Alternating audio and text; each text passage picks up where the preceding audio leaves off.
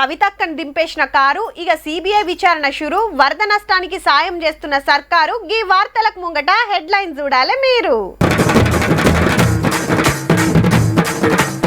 BRS కెళ్ళి కవితక్క out, already sure అయింది తగ్గ ఫర్ ఫైట్.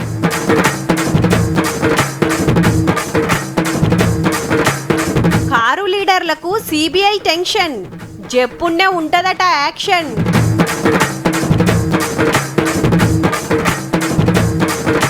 వరద సాయం కింద 200 కోట్లు, ఇప్పటి మందం తీరుస్తానికి పాట్లు.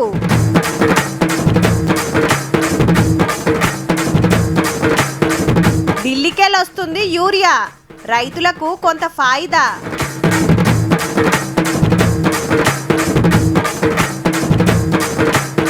జోరుగా నిమజ్జనాలు.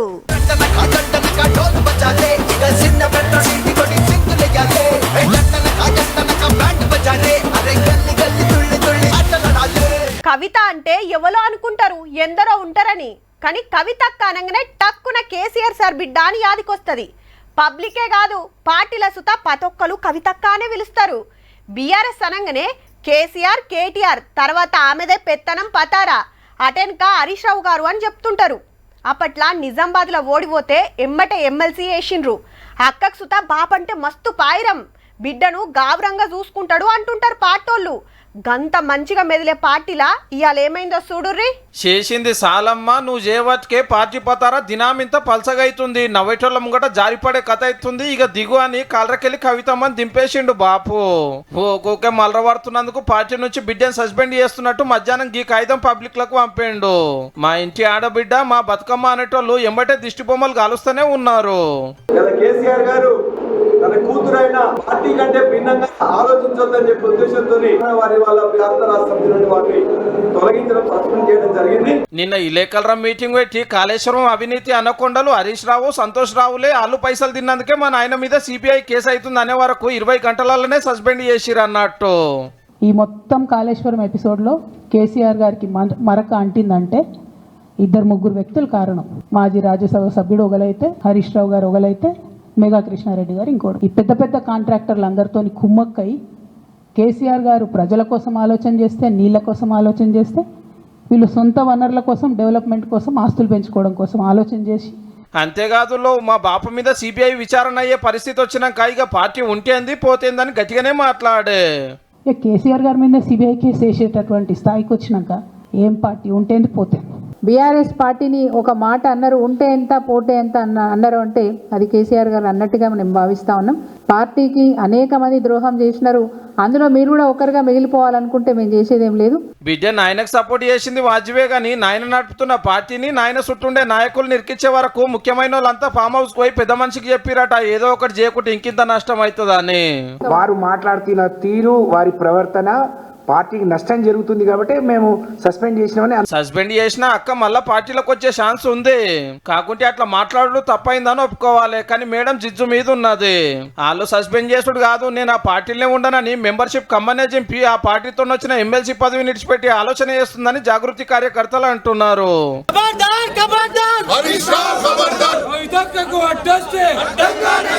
కానీ ఇది నిన్న పుట్టిన లొల్లి కాదు, 4 నెలల కంచెల్లి నడుస్తుంది. పార్టీల పరిస్థితి గురించి బాపుకు రాసిన ఉత్తరము కవితకు బయట దేశంలో ఉండగా లీక్ అవుట్ తోటి ఆట సురువు అయ్యింది. మా నాయన దేవుడు చుట్టూ దయ్యాలున్నారు, కొవ్వట్టులున్నారు, బీజేపీలో కలిపియాలని చూస్తున్నారని ఫస్ట్ బాంబు వేల్చేసింది. అప్పటికంచెల్లి గులాబీ భవన్ కొచ్చులు లేదు, గులాబీ జెండా వట్టులు లేదు, జాగృతి జెండా కింద మీటింగ్లు, ధర్నాలు, దీక్షలు. కారోళ్ళు ఒక్కలంటే ఒక్కరు కూడా ఇమ్మ తీయాలి. సర్కారోళ్ళు బీసీల కోసం తెచ్చిన ఆర్డినెన్స్ కు పార్టీ నయ్యి ఈమె చెయ్యి. బొగ్గుగని కార్మిక సంఘం పదవులకెళ్ళి తీసేసిర్రు. రాఖీల పండుగ నాడు రామన్న కలవకుంట ఢిల్లీకి పోయిండు. నడిమిట్ల జగదీష్ రెడ్డి గారిని లిల్లీపూట్ అన్నందుకు లొల్లి నడిచింది. ఇక ఇప్పుడు కాళేశ్వరం ప్రాజెక్ట్ లో మా వాళ్ళు అవినీతి చేసిరని బాజాప్తా అని హరీష్ రావు తీసుకున్నాడనే విషయాన్ని ప్రజలకు తెలిసినందుకు చెప్పినందుకే మరి కవితని ఇవాళ పార్టీ నుంచి సస్పెండ్ చేయటమే ఆశ్చర్యకరంగా ఉంది.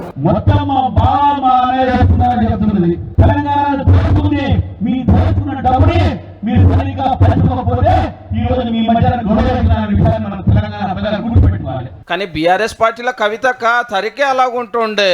బతుకమ్మ అని పిలుచుకుందరు మొద్దుగా. అసొంటిది ఇలా పార్టీలకు వెళ్ళి సస్పెండ్ చేసే కథ అయ్యే. అన్న చెల్లెల నడుమ ఏడ పంచాయతీ పుట్టానో గానీ కల్వకుంట్ల కుటుంబం ఇసుకపోవట్టే. ఇహే మా అక్క కొత్త పార్టీ పెడితే చూడురి అంటున్నారు జాగృతి జెండా పట్టినోళ్ళు అయితే. బీఆర్ఎస్ నుండే ఇన్ని రోజులు ఎన్నో మాట్లాడింది. ఇక రేపటి ప్రెస్ మీట్ లో ఇంకెన్ని బాంబులు వెలుస్తుందో పో.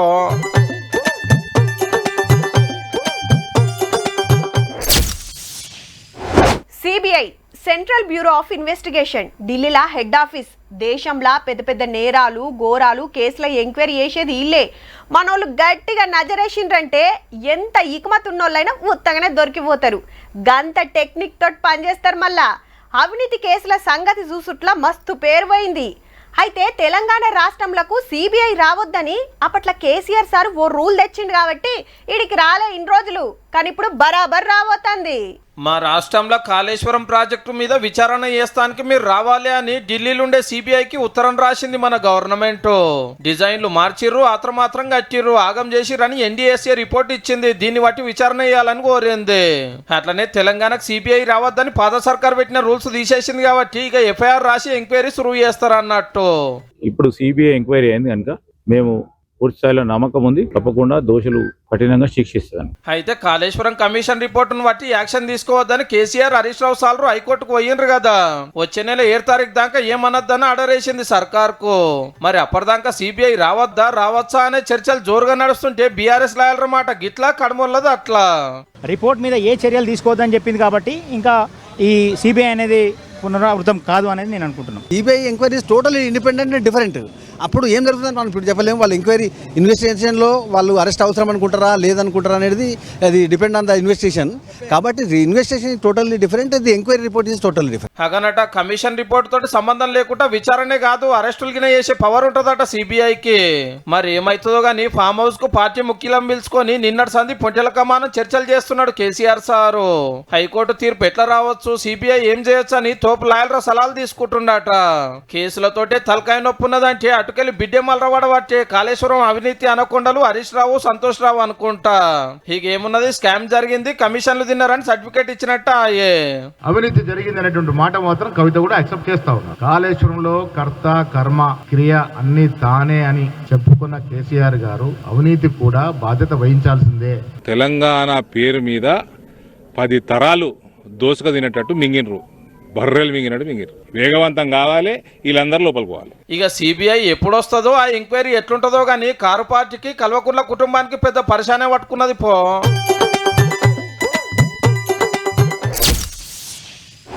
గణపతి మండపాల కాడ మస్తు సంబరం అనిపిస్తుందిలా. మైక్ సెట్లల్లా మంచి మంచి పాటలు పెడుతున్నారు, కోలాటాలు బతుకమ్మలు ఆడుతున్నారు ముద్దుగా. రోజుకొకరు పూజల కూసునుడు, ప్రసాదాలు వంచిపెట్టుడు. ఆడాడ అన్నదానాలైతే ఆడకట్టుకున్నోళ్ళంతా లైన్లు కడుతున్నారు. మహాప్రసాదం అనుకుంటా. ఏడేడ ఎట్లెట్ల పూజలు అవుతుంది దినాం చూస్తూనే ఉన్నాం. తృప్తిగా గొలుసుకున్నాక బొజ్జ గణపయ్యను సాగనంపాలే కదా, చూద్దాం పాండ్రి మరి.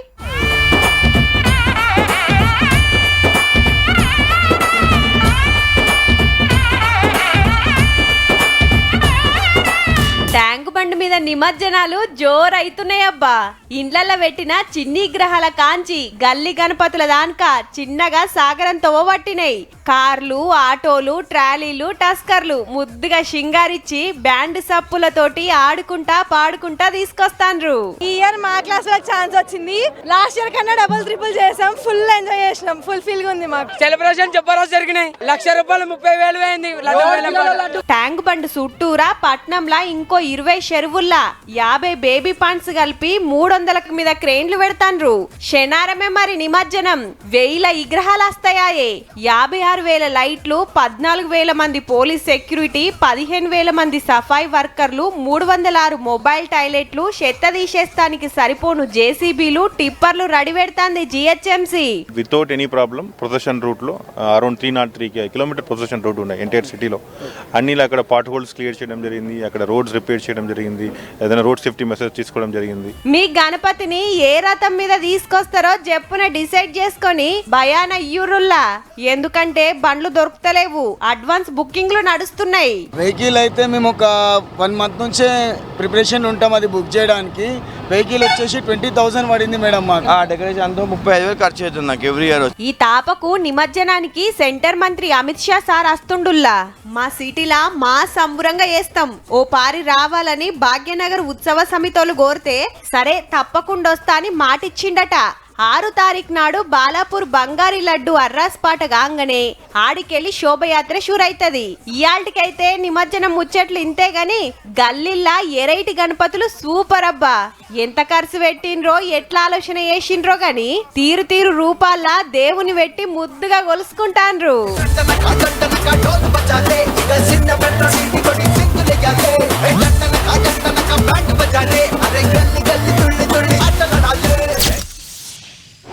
ఆనలు ఎక్కువైనా కష్టమే, తక్కువైనా కష్టమే. పడాల్సిన టైంలో పడకున్నా కాలంగాని కాలంలో పడ్డా నష్టమే.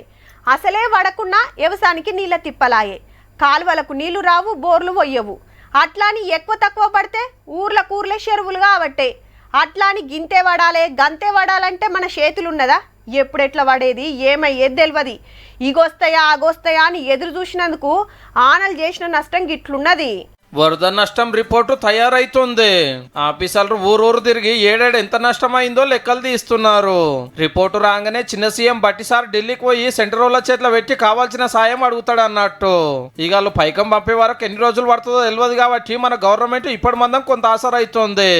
ఎక్కువ నష్టమైన కామారెడ్డి, మెదక్, నిర్మల్, ఆదిలాబాద్, నిజామాబాద్, ఆసిఫాబాద్, సిరిసిల్ల జిల్లాలకు 10 కోట్లు, కడమ 26 జిల్లాలకు 5 కోట్లు, మొత్తం 200 కోట్లు పంపుతున్నారు. పైకం తోటి కొట్టుకపోయిన రోడ్లు, తెగిన చెరువు కట్టలు, కరెంటు పోల్లు, సబ్ స్టేషన్లు రిపేర్లు చేపిస్తారట. ఆల్రెడీ పనులు నడుస్తూనే ఉన్నాయి. కాలం చేసిన వాళ్ళ ఇంటికి 5 లక్షలు, పశువులు చచ్చిపోతే 50,000, గొల్లు మేకలు అయితే 5,000 ఇస్తారట. 4 రోజుల నుంచి కడుగుతున్నాము, అస్సలు వెళ్తలేదు పోతలేదు. అయినా చేతులు నొత్తున్నాయని ఇళ్ళ కొద్దిగా నిలబడ్డాం. బియ్యం నానిపోయినాయి, మందు సంచులు నానిపోయినాయి, ఉన్నటువంటి సామాను మొత్తం నానిపోయినాయి. చాలా మంది తీసుకపోయి ట్రాక్టర్లతో వాగులలో పడేస్తారు. చెత్త అంతా అది తీయడానికి 2-3 రోజులు పట్టింది. 2.5 లక్షల ఎకరాల వరి, పత్తి, మక్క పంట లాగమైనాయి అని అందాజా లెక్క వేసిండ్రు. 10 ఎకరాల పొలాల దాకా పోయినాయి. మొత్తం అంతా డబ్బలు పోయినాయి, ఇట్లా కరెంట్ పోయినాయి, మొత్తం అన్ని పోయినాయి. మొత్తం అంతా ఉష్క కప్పేసింది, అంత కొట్టుకపోయినాయి. ఇప్పుడు ఉన్న పంట వీగింది. దాన్ని డెవలపింగ్ అయినట్టు 1 ఎకరానికి 50,000 రూపాయలు ఖర్చు అయితే అది డెవలపింగ్ అవుతుంది. మళ్ళీ డేమేగా అనిపించింది. చెట్లు బిట్లు కొట్టుకపోయావు, అన్ని డబ్బలు, కరెంట్ డబ్బలు, బిరాన్ డబ్బలు అన్ని కొట్టుకపోయినాయి. ఇక ఎటు చూడండి, కాళేశ్వరం బ్యాక్ వాటర్ పుణ్యాన్ని ఎంత నష్టం జరిగిందో మంత్రి వివేక్ వెంకటస్వామి సార్ పోయి చూసి రైతులకు ధైర్యం చెప్పిండు. ప్రాజెక్టు కట్టిన మంచిర్యాల జిల్లాలో 10 ఏడు ఇదే కోస. మా బ్యారేజీ కాడ నీళ్లు బ్యాక్ వాటర్ ఏ రకంగా పోతాయో కూడా వాళ్ళకు ఒక శాస్త్రవేత్త కంటే ఎక్కువ చెప్పే రైతులు ఉన్నారు ఇక్కడ. పోయినసారి మాకు నష్టం జరిగితే ఏనాడు టిఆర్ఎస్ గవర్నమెంట్ లో జరగని నష్టపరిహారాన్ని ఎకరాల 10,000 130 ఎకరాలకు ఇచ్చిన ఘనత మా వివేక్ సార్కే దక్కుతుంది. టిఆర్ఎస్ నాయకులకు బుద్ధి రావాలి. ఈ తాపకు కూడా పైసలు ఇస్తాము, 10 ఏడు బ్యాక్ వాటర్ తోటి ఇట్లా మునగకుండా కరకట్ట కట్టిస్తామని మాటిచ్చిండు మంత్రి సారు. ఈ ప్రాజెక్టు డిజైన్ తప్పు చేసినాడు కేసీఆర్. ప్రపంచంలోనే అందరికన్నా పెద్ద ఇంజనీరు, 80,000 పుస్తకాలు చదివిండు, ఆయననే సొంతంగా కూర్చొని డిజైన్ చేసిండు అని చెప్పి ఆ రోజులలో పాలాభిషేకం చేసిండు వాళ్ళు. ఇప్పుడు జ్వరం వచ్చినప్పుడు గోలేసుకుంటేనే తగ్గుతుంది. చూస్తామైతే అని లాపర్వ వేస్తే ఎక్కువైతుంది. అయ్యో మొన్న పేయగాలుతుందంటే కదా, ఇగో గీ గోలేసుకోమని తగ్గినాక ఇస్తే పని చేస్తుందా? అట్లనే మన తాన బండి ఉన్నది కానీ అందులో పెట్రోల్ లేదు, ఉరకాలంటే అవుతుందా? ఫోన్లో బ్యాలెన్స్ అయిపోయింది, అర్జెంట్ ఫోన్ చేసుకోవాలి, చేయొస్తుందా? ఎమ్మటే రీఛార్జ్ చేసుకోవాలి. అట్లనే వ్యవసాయం కూడా అదునుకు పిండి బత్తాలు మందులు కొడితేనే ఫాయిదా ఉంటుందాయే. బగ్గ ధూప మీద ఉన్నోళ్ళకి కవిష్కే నీళ్లు దొరికినట్టు రోజుల కమానం తిరుగుతున్నోళ్ళకి ఇంత యూరియా దొరకబోతుంది. ఆల్రెడీ గూడ్స్ బండ్లలో లోడ్ దిగుతుంది, లారీలకు ఎత్తుతాండ్రు, గోదాములకు, ఆడికెళ్లి సొసైటీలకు. ఈ నెల 150,000 టన్నులు వచ్చేది ఉంటే రోజుకు 5,000 టన్నులు పంపుతుర్రట సెంటర్ వాళ్ళు. ఇట్లయితే మస్తు ఆలస్యం అవుతుంది, 15 రోజుల్లోనే మొత్తం సప్లై చేయాలని మనోళ్ళు కోరిండ్రట. అవు మరి 2 నెలల కాంచెల్లి పంపాల్సినదంటే సగమే పంపిస్తుంటే ఈడ మస్తు గోస కాబట్టే. ఆనలేదు ఎండలేదు, ఆడోళ్ళు మొగోళ్ళు రోజుల కమానం తిరుగుతాండ్రు. ఏడో చూడు ఇంతింత పొడుగు లైన్లు. 4 రోజులు అయితే తిరగబట్టి 4 రోజులకి ఒక్క సంచి ఇష్టం లేదు, పిండి వచ్చకం లేదు, ఎందుకొరకు వస్తలేదు. కేంద్రంకి వెళ్ళి అంటారు, దుకాణాలకు అంటారు, దుకాణాలు మాకు రాలేదు అంటున్నారు. రాత్రి 3 గంటల నుండి వచ్చి ఉంటున్నాము. అసలు గీపోతే ఇస్తాము, రేపు ఇస్తాము. మొన్న ఆదివారం రోజు ఇస్తారో ఆదివారం రోజు మన సంగతి ఉన్న సాటుకు ఇచ్చినారు. వరి చేనుకు పత్తికి మొక్కలకు యూరియా వేస్తేనే పంట మంచిగా వస్తుందా? అదనుకు పడకుంటే ఎంత పెట్టుబడి పెట్టినా అక్కర్ రాదు. కానీ మీదికెళ్ళి సరిపోను పంపక గింత తిప్పల. మన సర్కారోళ్ళు సెంటర్ మంత్రులను కలిసిండ్రు, కాంగ్రెస్ ఎంపీలు పార్లమెంట్ లో కొట్లాడిండ్రు, ఉత్తరాల ఉద్యమం చేసిండ్రు. సరే అని కొంత పంపిస్తుర్రు అన్నట్టు. ఊకేమో రైతులను సతాయించకుండా కావాల్సినంత పంపించరా పుణ్యం కట్టుకోరి సార్లు.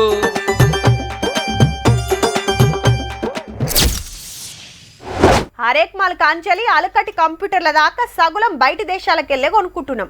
మన తన తయారవుడు తక్కువ, బయటికి వెళ్ళి తెచ్చుడు ఎక్కువ. అంతెందుకుల్లా మీరు దినం వాడే ఫోన్ల మీద చూడుర్రి, made in China, Japan, America, Korea అని ఉంటుంది. ఒకవేళ వస్తువులు తయారు చేసినా వాటికి కావాల్సిన సరుకు అంతా మళ్ళా బయట దేశాలకు వెళ్ళి రావాల్సిందే. ఇప్పుడు గీ ముచ్చట ఎందుకంటే स्मृति चिन्ह में है विक्रम 32 बिट प्रोसेसर। ये चिप इसरो और सेमीकंडक्टर लैब में तैयार किया है। మోడీ సార్ చేతులున్నది సెమీ కండక్టర్ చిప్, పేరు విక్రమ్ 32. ఫస్ట్ టైం మన టెక్నాలజీ తోటి చండీగఢ్ లా ఇస్రో సైంటిస్టులు తయారు చేసిండ్రు. కానీ కంప్యూటర్లు, స్మార్ట్ ఫోన్లలో వాడరు, రాకెట్లు, సాటిలైట్లలో మాత్రమే. బగ్గ ఎండ, బగ్గ చలి ఈ రెండు కూడా తట్టుకొని పనిచేస్తట్టు తయారు చేసిండ్రు. రాకెట్ కి ఇది బ్రెయిన్ లెక్క అన్నట్టు. మిషన్ కరెక్ట్ రూట్ లో పోతుందా, సెకండ్ కి ఎంత రూవాడు ఉన్నది, కంట్రోల్ చేసుడు మొత్తం దీని చేతుల్లోనే ఉంటది. ఢిల్లీలో పెట్టిన సెమికాన్ ఇండియా మీటింగ్ లో బయటికి ఇడ్చేండ్రు. 40 దేశాలకెళ్ళి పెద్ద మనుషులు వచ్చారు. డిజిటల్ ఇండియా, మేక్ ఇన్ ఇండియాలో దూసుకపోతున్నాము, దునియా దేశాలు మన దిక్కే చూస్తున్నాయి అనుకొచ్చిండు Modi sir. Oil was black gold, but chips are digital diamonds. మున్పు మొగుల మీదకు పంపిన రాకెట్లల్లా గీ చిప్పులే వాడి టెస్టింగ్ చేస్తే సక్సెస్ అయిందట. ఇక మనం కూడా సొంతంగా తయారు చేసుకోవచ్చు. బయట దేశాలకు వెళ్ళి తెప్పించుడు తగ్గుతుంది అంటున్నారు సైంటిస్టులు. రేపు ఇంకేం చేస్తారో గానీ మేడ్ ఇన్ ఇండియా తోటి దునియా దేశాలకు పోటీ ఇస్తున్నట్టే పో.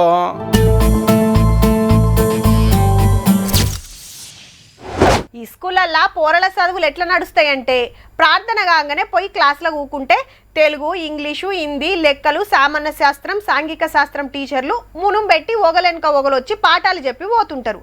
కుదిరితే పీఈటీ సార్లు ఆటలు నేర్పిస్తారు, అంతే కదా. అయితే అప్పుడప్పుడు సిలబస్ జరంత మారుతుండొచ్చు కానీ సబ్జెక్టులు అయితే గవ్వే. కానీ ఇప్పటిదానిక ఒకలెక్క, ఈ కాంచెలి ఒకలెక్క. సర్కార్ బడి పిల్లల చదువులు ఇంకో లెవెల్ ఉండబోతున్నాయి.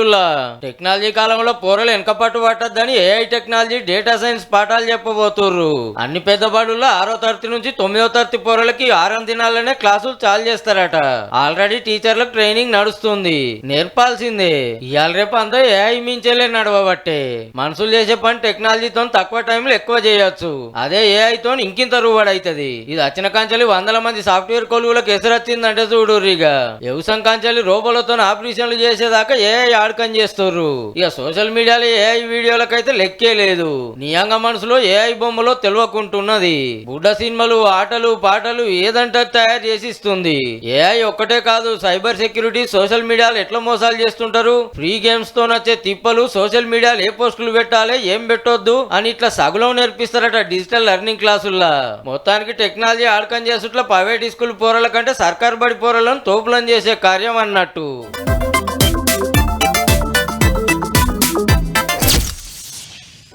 ఉత్తర భారతదేశంలో విపరీతంగా వర్షాలు కురుస్తున్నాయి.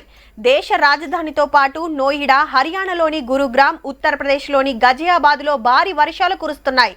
లోతట్టు ప్రాంతాలు జలమయం కావడంతో ప్రజలు ఇబ్బందులు పడుతున్నారు.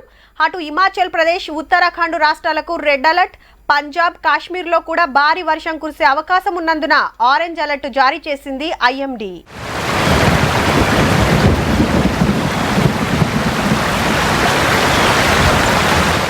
ఢిల్లీలో దంచే దంచుడుకు యమునా నది ఉరుకులాట గిట్లుంది. ఒడ్డుకున్న ఇండ్లు సగం బడ మునిగినాయి. ఇట్లా ఉష్కె బస్తలేసిన ఇండ్లలోకి వచ్చినాయి నీళ్లు. హగో వరదల్నే అస్థికలు కల్పస్తున్నారు. పడవల్ల సామాన్లు చదురుకొని సర్కార్ పెట్టిన క్యాంపులకు పోయి ఉంటుర్రు.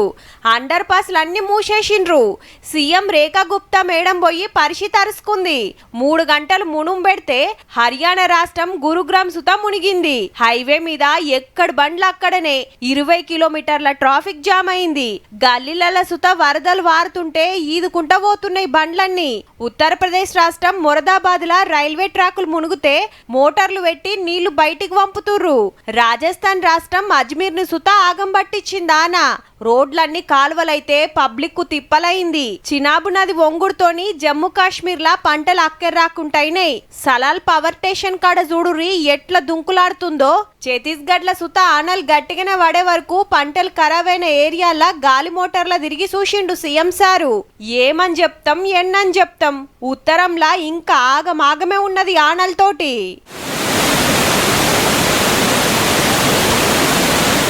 చూసిండ్రు కదా, ఇక ఇవ్వుల్లా ఇయాల్టి తీన్మార్ ముచ్చట్లు ఉంటామల్లా.